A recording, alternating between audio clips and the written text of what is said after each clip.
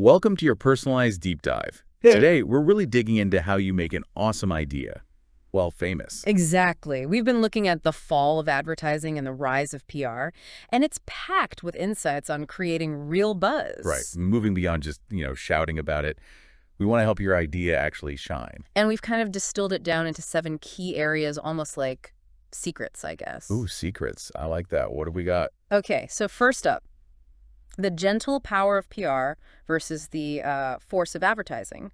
Think sunshine versus wind. Interesting analogy. Keep going. Then why building buzz slowly, bit by bit, can actually be way more effective than some big bang launch. Okay, slow burn. Got it. Third, the critical role of words, like really choosing them carefully to tell your story. Words matter. Makes sense. Fourth is this huge advantage of being the absolute first in a new category. Being new is cool. Definitely. What else? Fifth, how getting other people talking about you builds this incredible believability. Way more powerful than just singing your own praises. Ah, the credibility factor. Yeah. Crucial. Sixth, the impact a key spokesperson, like a real face for the brand, can have. The star player idea. Yep. And finally, number 7, the different strategies you need for launching something totally new versus, maintaining a brand that's already out there. New versus old. Uh-huh. Got it.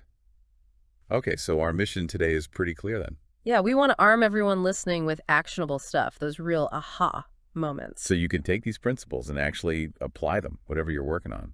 Ready to dive in? Let's do it. Okay, that first one, sunshine versus wind, PR versus advertising. Unpack that for us. Right. The book uses this great metaphor. Advertising is like the wind. It can be forceful, maybe grab attention for a second. But it doesn't really stick. Exactly. It can blow right past people. PR, though, that's the sunshine. It's gentler. It slowly warms people up to an idea. Okay, so it's more about creating a receptive environment. Precisely. And the biggest benefit of that sunshine, that PR approach, is believability. Believability. Yeah. Why is that so much stronger? Well, think about it. If you hear about a cool new restaurant from a food blogger you trust versus seeing a flashy ad for it. Oh yeah, no contest. You trust the blogger. Right. That mention feels authentic. It's earned credibility, not bought attention. That's gold, especially early on. Okay, so credibility is key. What other advantages does this PR sunshine have? Well, reach is another big one. PR can tap into audiences that might just completely ignore traditional ads these days. You've got pretty good filters for ads, haven't they? They really have. But a story, say, about a community project in the local news, that reaches people differently. And honestly, it can be surprisingly cost-effective. More bang for your buck than a huge ad spend. Often, yes. Especially for new ideas, generating that positive word of mouth and media attention, it leverages other people's platforms and credibility.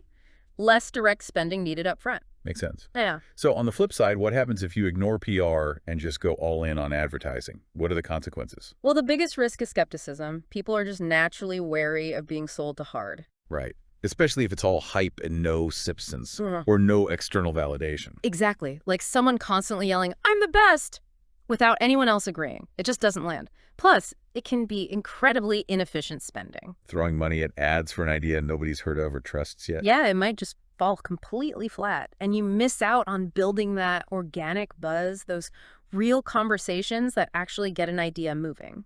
Can you give us some examples? Companies in the US that really got this PR thing right. Oh, definitely. Segway is a classic. They created this massive pre-launch buzz almost entirely through, strategic leaks to the media. So everyone was talking about it before they even advertised it. Pretty much. Then you've got Beanie Babies, remember them? Who could forget? Their popularity was almost entirely word of mouth, fueled by this idea of scarcity. Pure PR genius, very little traditional advertising. Wow. Any others? Starbucks, in the early days, Yeah. they focused on communicating the experience, the European coffee bar vibe, to the media. It wasn't just ads about coffee, it was stories about the culture they were building. That's a great point. So where did competitors stumble by not using PR well? A common mistake is launching a new thing with a massive ad campaign right away, without warming up the media first. So the media just ignores them. Often, yeah. They see it as purely promotional. Another issue is relying on really creative, maybe funny ads, but without a strong story underneath. Like the AFLAC. People remember the duck. But maybe not the insurance company behind it. Exactly. It lacks substance.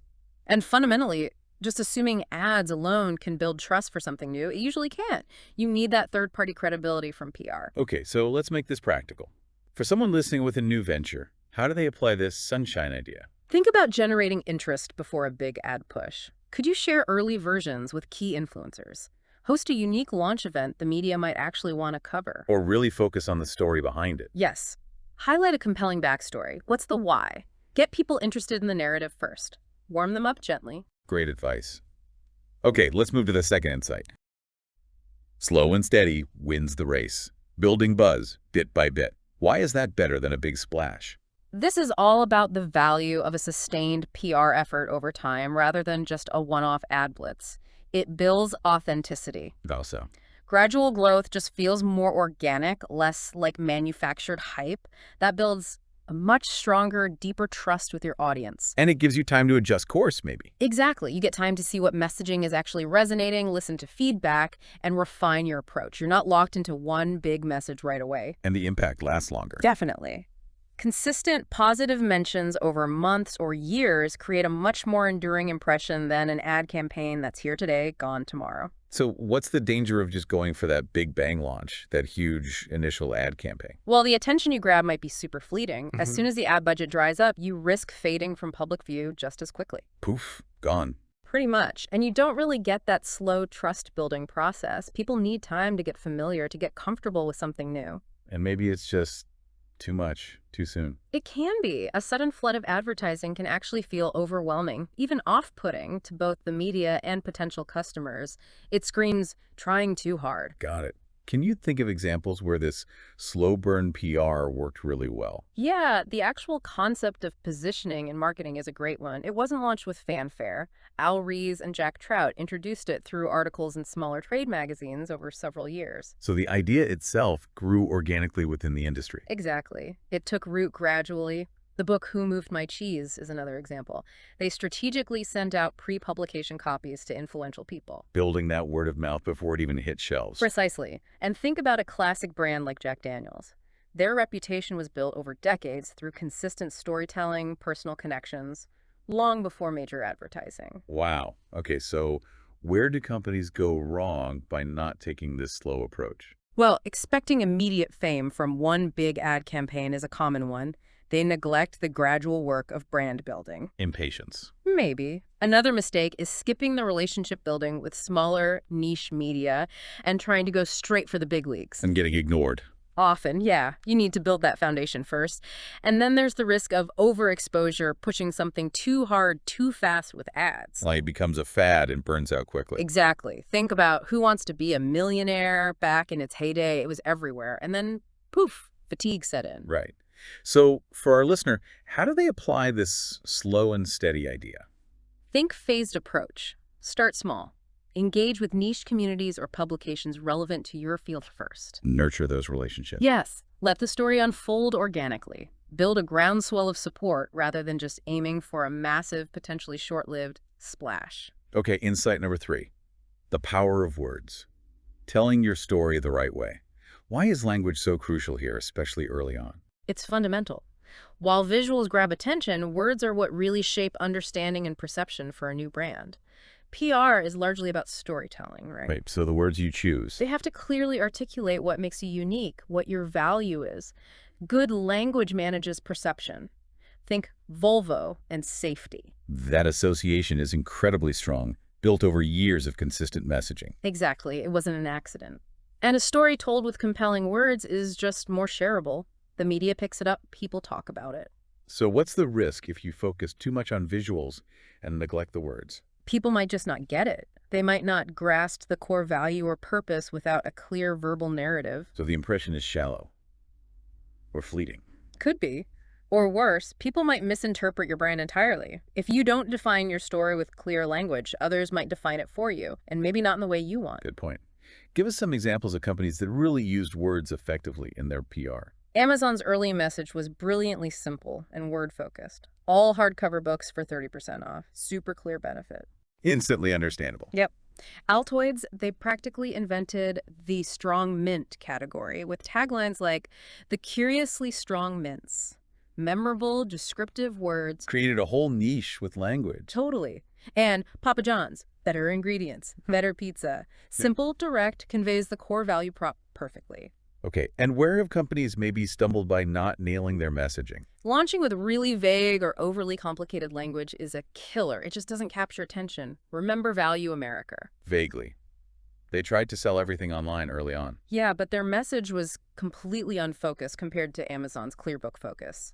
Also, making unbelievable advertising claims that erodes trust fast. Right, words have to be believable too. And crucially, failing to clearly define what category your new thing belongs to makes it really hard for media and consumers to understand where you fit. So, practical advice for our listeners on using words effectively. Really craft your narrative. What's the absolute core message? What specific words best capture the essence and value? Aim for clear, concise, compelling storytelling. Make it resonate. Got it. All right, fourth insight. Be the first.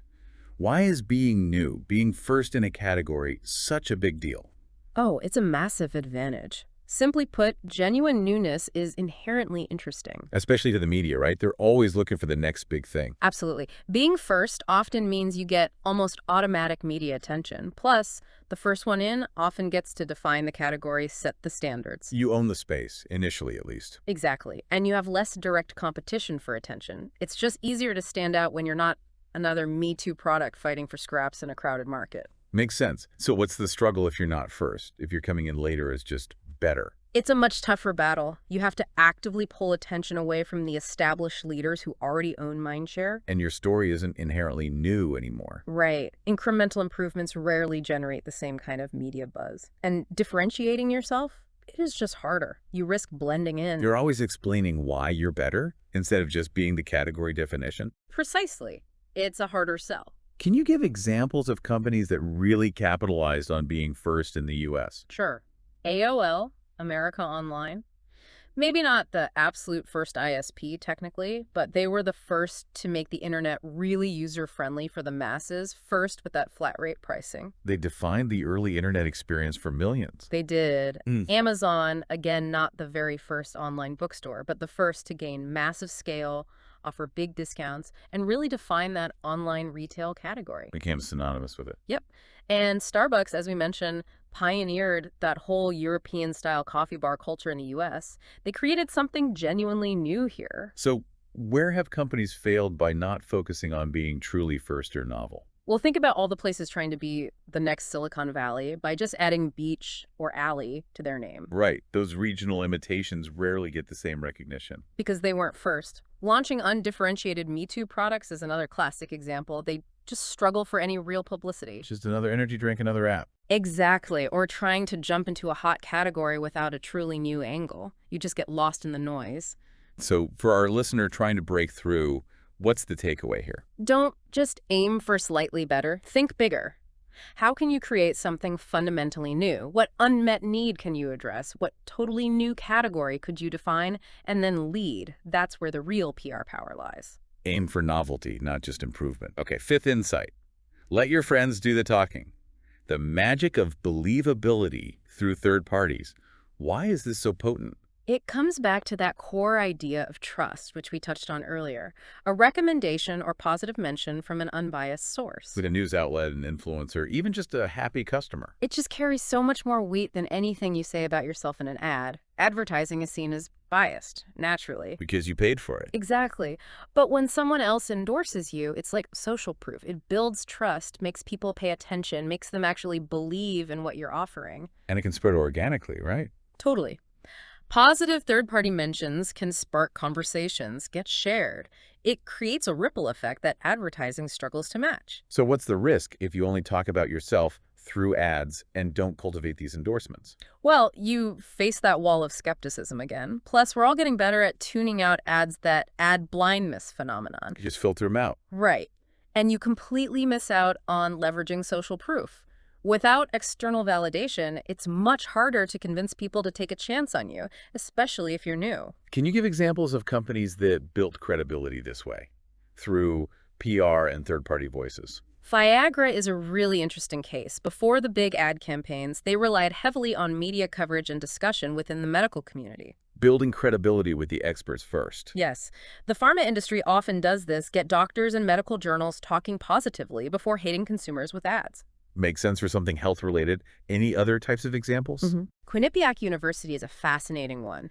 They gained huge national recognition, not through ads, but by conducting credible public opinion polls. Ah, the Quinnipiac poll. Everyone reports on that. Exactly. The media coverage of their polls establishes their expertise and relevance. Pure third-party validation building their brand. Clever. So where have companies missed the boat by not focusing on this? We saw it with some early online financial services. They launched with big ad spends, but hadn't built the necessary trust through PR first. People are hesitant with money, right? Absolutely. Credibility is paramount there. Yep.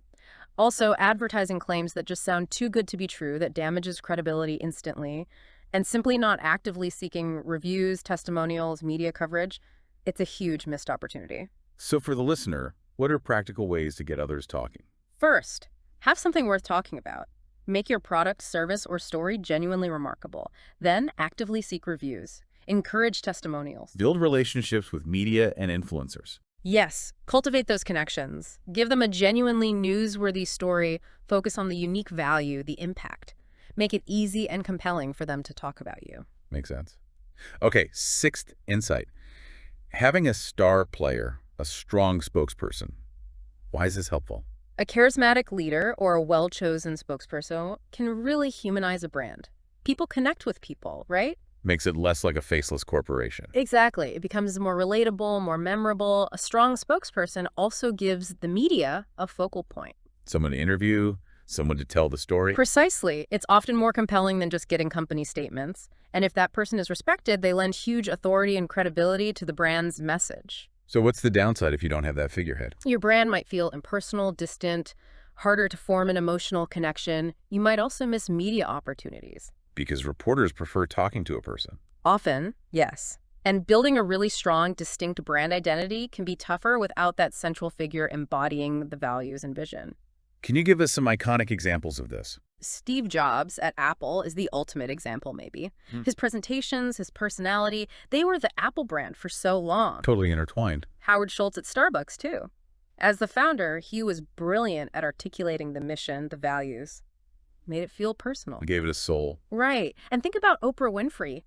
Her personal endorsements, especially the book club, have incredible power. One person's trusted voice moving markets. Amazing influence. Yeah. So where have companies maybe fumbled this? Sometimes leaders just seem to hide, or there's no clear spokesperson identified. That's missed PR potential. Or maybe the leader isn't great with the media.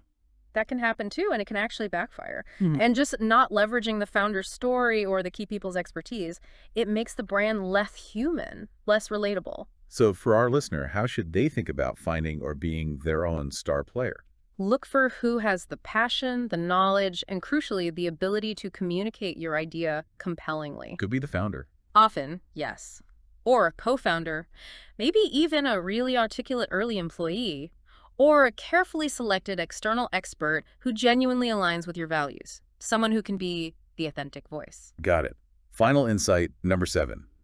New things need PR. Old things need a nudge with advertising. Explain this difference. Okay, this is about using the right tool at the right stage. When you're launching something brand new, PR is generally your best friend. Why primarily PR for new stuff? Because you need to build awareness from scratch, you need to educate the market, and most importantly, you need to build that initial credibility and trust. PR excels at that storytelling and third-party validation. Okay, so PR lays the foundation. What about established brands? Once a brand is known, recognized, maybe even loved, advertising becomes much more effective. Its job shifts. The what? To maintaining top-of-mind awareness, reinforcing the core message or emotional connection, reminding people why they like the brand, and ultimately driving sales among people who already know who you are. So PR builds the brand, advertising defends and maintains it. That's a great way to put it. PR launches the ship, advertising keeps it sailing smoothly, and reminds people it's out there. What happens if you get this wrong? Like using heavy ads for a totally new idea. It often falls flat, like we discussed. You haven't built the necessary awareness or trust yet. The ads lack context and credibility. And using only PR for a really old, established brand. It might just fade away. PR is great for news, but established brands often need that consistent reminder that advertising provides to stay relevant in a noisy market. And trying to fundamentally change an old brand perception with just ads. Also really tough. Repositioning often requires the deeper storytelling and validation that PR offers, not just new ad slogans. Perceptions are sticky.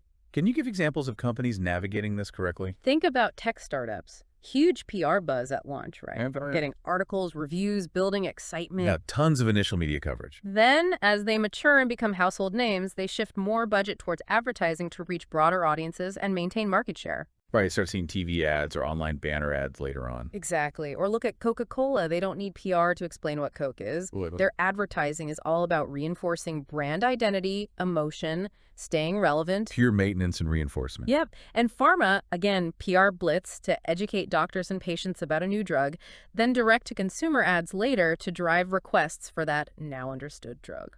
Makes sense. And where have companies stumbled by mixing this up? Well, Amazon initially struggled when expanding beyond books into totally new categories using mostly advertising.